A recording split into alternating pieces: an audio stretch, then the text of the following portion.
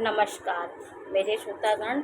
मैं आपको आज भगवान शिव को अर्पित करने के लिए, यदि आपके पास फूल नहीं है तो 8 ऐसे पत्ते हैं, 8 प्रकार के 8 वृक्षों के ऐसे पत्ते हैं जिसको शिव जी को आप अर्पण करेंगे तो आपके जीवन में नाना प्रकार के शनि दोष, पुत्र प्राप्ति, संतान प्राप्ति, बीमारियों से रक्षा होती है।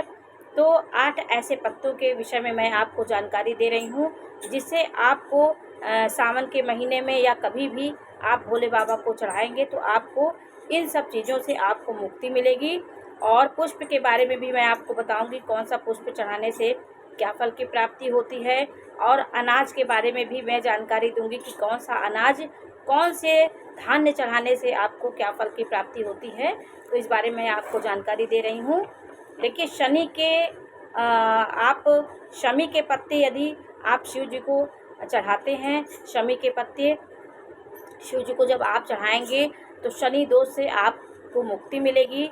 आपके जीवन में शनि का जो ढैया है, 7.5, आपके शनि राहु से ग्रसित है या फिर शनि आपके कुंडली में खराब है तो शमी के पत्तों में को आप शिव जी को चढ़ाइए, भोले बाबा को शिवलिंग पर, और एक दीपक भी जलाइए तो आपके शनि दोष से आपको मुक्ति मिलती है। बिल्व पत्र यदि आप चढ़ाते हैं भोले बाबा को पूरे सावन में या जब भी आप चढ़ाते हैं तो आपकी जो मनोकामनाएं होती हैं, जो अंदर इच्छाएं होती है, भोले बाबा उसको पूरा करते हैं, क्योंकि भोले बाबा को बिल्व पत्र सबसे प्रिय है। माता गौरा ने भी बिल्व पत्र का ग्रहण किया था जब तपस्या कर रही थी, तो उन्होंने भी बिल्व पत्र भोले बाबा को चढ़ाया था।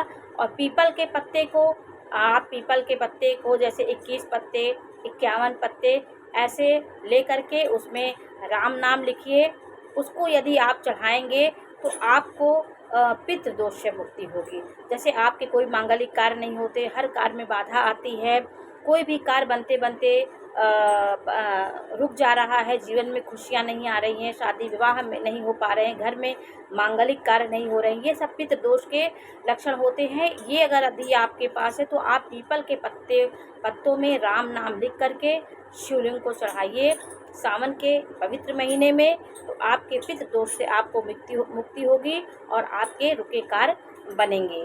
धतूरे के पत्ते आप चढ़ाएंगे तो आपको संतान का सुख मिलता है, संतान नहीं है तो संतान की प्राप्ति आपको होगी और जीवन में खुशियाँ आएंगी। और आक के पत्ते, जो मंदार होता है, मंदार के पत्तों को आप चढ़ाएंगे भोले बाबा के शिवलिंग पर तो अकाल मृत्यु से आपकी रक्षा होती है। ये सब पत्ते भी भोले बाबा को प्रिय हैं, इसको भी आप लोग को जानने की ज़रूरत है। दूर्वा आप 11 दूर्वा, 21 दूर्वा, 7 दूर्वा, 9 दूर्वा ऐसे अभाज्य संख्या में भोले बाबा को दूर्वा आप चढ़ाएंगे तो लंबी आयु आपकी होगी और वंश वृद्धि आपकी होगी।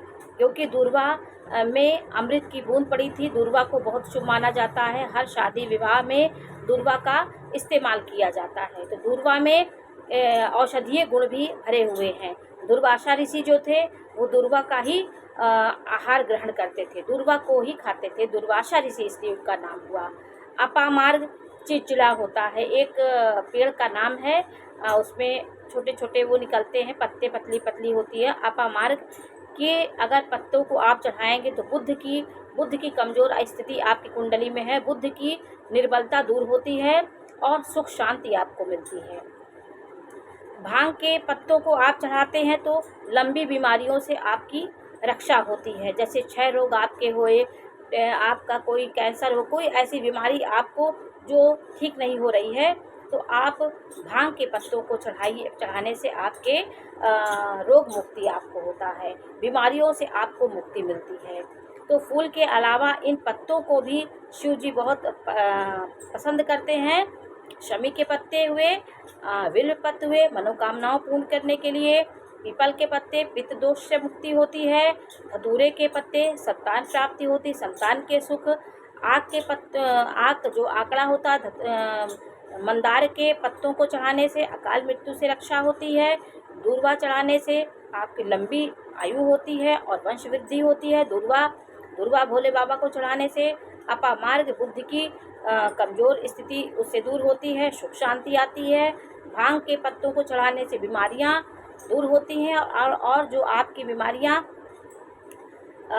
नहीं दूर हो रही हैं वो उससे भी आपको मुक्ति मिलती है। और ये तो पत्तों की बात हो गई। पत्तों भी शिव जी को आप चढ़ा सकते हैं। पुष्प नहीं मिल रहा है तो पत्ते भी चढ़ा सकते हैं। पत्ते का भी इतना महत्व है भोले बाबा के लिए, इन पत्तों को आप सावन भर चढ़ा सकते हैं। धतूरे के फूल या धतूरे का फल आपको मिल जाए तो ये आपके रुकी मनोकामनाएं, जो भी आपके मन में इच्छाएं बहुत दिन से चली आ रही हैं, यदि आप इनको ढूंढ करके कहीं से धतूरे का फूल, धतूरे के फल को चढ़ाएंगे तो मनोकामनाएं आपकी पूरी होंगी। भोले बाबा इन पुष्पों से क्या क्या आपको प्राप्त होता है, ये सब भी पुष्पों का एक महत्व होता है। पुष्पों में भी ऐसी शक्ति होती है जिसको आप श्रद्धा से इस सुमन को अर्पित करेंगे तो आपके जीवन में खुशियाँ आएंगी। कनेल के पुष्प यदि आप चढ़ाते हैं, हर मंगलवार को कनेल के पुष्प आप चढ़ाएंगे या किसी भी दिन चढ़ाएंगे तो शत्रुओं से आपको मुक्ति मिलती है। आपके नाना प्रकार के शत्रु आपसे घिरे हैं, आस पड़ोस में भी आपकी लड़ाई झगड़ा होती है, तो कनेल के पुष्पों को आप शिव जी को चढ़ाइए, जिससे आपके मुक्ति मिलेगी आपको शत्रुओं से। और मंदार के पुष्प यदि आप चढ़ाते हैं तो आपको यश, सम्मान, प्रतिष्ठा समाज में मिलता है। आपको सम्मान से आपका जीवन जिएगा। और शमी के पत्तों को तो चढ़ाने से शनि दोष से मुक्ति मिलती है। शमी के भी फूल होते हैं, 2 रंग के होते हैं, पीला और रानी कलर का, बहुत सुंदर फूल होता है शमी का। उसको भोले बाबा को चढ़ाएंगे तो आपको शनि दोष से मुक्ति मिलती है और आपकी जो शारीरिक पीड़ा उससे भी आपको मुक्ति मिलती है। भांग के फूल तो होते नहीं है, भांग के पत्ते को भी आप चढ़ाएंगे तो आपके जीवन में बहुत खुशियाँ आएंगी। ये पत्तों की बात हुई, पत्तों चढ़ाने से क्या हुआ। फिर उसके बाद पुष्पों के बारे में मैंने आपको जानकारी दी। अब मैं आपको अनाज के बारे में जानकारी दे रही हूँ। कौन सा अनाज शिवलिंग को चढ़ाने से क्या प्राप्त होता है, इसके बारे में भी आप लोग जान लीजिए।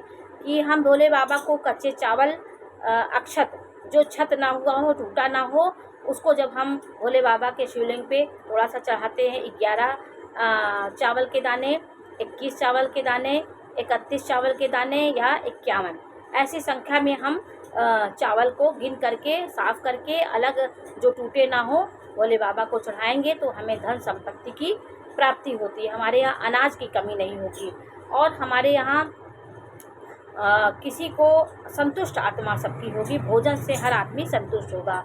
तिल यदि हम चढ़ाते हैं, काला तिल, कोई भी तिल आपके पास हो, आप उसको आप चढ़ाएंगे तो आपके समस्त पापों का नाश होता है। तिल में वो शक्ति है कि समस्त पापों का नाश करता है यदि शिवलिंग पे हम तिल चढ़ाते हैं। गेहूँ अगर हम चढ़ाते हैं तो सुयोग पुत्र की प्राप्ति होती है, हमें अच्छे पुत्र की प्राप्ति होती है, पुत्र से हमें सुख मिलता है। गन्ने के रस से अभिषेक करते हैं, गन्ने के रस से हम उनको, शिव जी को गन्ना का रस चढ़ाते हैं तो सांसारिक सुख की प्राप्ति हमको होती है। जल चढ़ाते हैं तो तेज बुखार से हमें मुक्ति मिलती है। हमारे अंदर जो ताप है उससे हम शांत होता है हमारा। और जौ यदि हम चढ़ाते हैं भोले बाबा को तो लंबे समय से 2 परेशानियां हमारे जीवन में पीछा कर रही हैं वो दूर होती हैं। दूर्वा चढ़ाने से, दूध चढ़ाने से, दूध के साथ थोड़ी सी चीनी मिला लीजिए, गुड़ मिला लीजिए तो बच्चों का मस्तिष्क तेज होता है। आप मीठा दूध चढ़ाएंगे तो आपके घर में जो संतान, जो आपके बच्चे हैं, उनका उनका दिमाग तेज होगा। और गंगा जल यदि हम चढ़ाएंगे तो भौतिक सुख आपको मिलेगा, मोक्ष की प्राप्ति होगी। गंगा जल चढ़ाने से हमें मोक्ष की कामना के लिए भी कभी कभी किसी भी दिन हम गंगा जल भी शिव जी को चढ़ा दें। गाय का देशी घी चढ़ाने से शारीरिक दुर्बलता दूर होती है। हमारे शरीर में जो दुर्बल है, शरीर रोगग्रस्त है, तो हमें शारीरिक दुर्बलता हमारी दूर होती है, हमारे अंदर मजबूती आती है। गाय की देशी घी थोड़ा सा शिव जी को चढ़ाने से, शहद चढ़ाने से हमारे मधुमेह जो बीमारी, ये शुगर वगैरह है, ये सब बीमारियों से मुक्ति मिलती है। तो आज मैंने आपको अनाज के बारे में जानकारी, कौन से चढ़ाने से क्या होता है, और कौन से 8 पत्ते शिव जी को प्रिय हैं, उनको भी आप चढ़ाने से आपकी सकल मनोरथ सिद्ध होंगे। और फूलों के बारे में मैंने आपको जानकारी दी। ये जानकारी आपको कैसी लगी हमें अवश्य बताइए। चैनल को लाइक करिए, सब्सक्राइब करिए। मैं इसी प्रकार की जानकारी देती रहूँगी। नमस्कार।